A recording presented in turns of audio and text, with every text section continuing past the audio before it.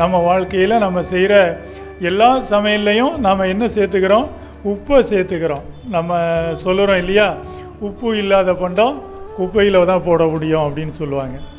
அந்த மாதிரி உப்பு எல்லா விதத்துலேயும் நம்ம வாழ்க்கைக்கு பயன்பட்டு கொண்டு இருக்குது. அந்த உப்பு நல்ல விதமாக தான் பயன்படுது மனிதர்களுக்கு. அந்த உப்பு அவங்க வாழ்க்கைக்கு சுவையை சேர்க்கிறதா இருக்குது. நாம் இந்த மக்கள் மத்தியில் நம்ம வாழ்ந்து கொண்டு இருக்கிறோம்.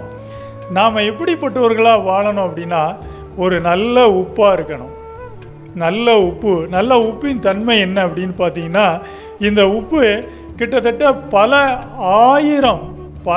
ஆயிரம் பொருட்களை கெடாமல் இன்னைய வரைக்கும் பாதுகாக்கப்படுறதுக்கு உப்பு அந்த காலம் முதல் இந்த காலம் வரைக்கும் மனிதர்களுடைய வாழ்வியலில் பயன்படுத்தப்பட்டு கொண்டே இருக்குது.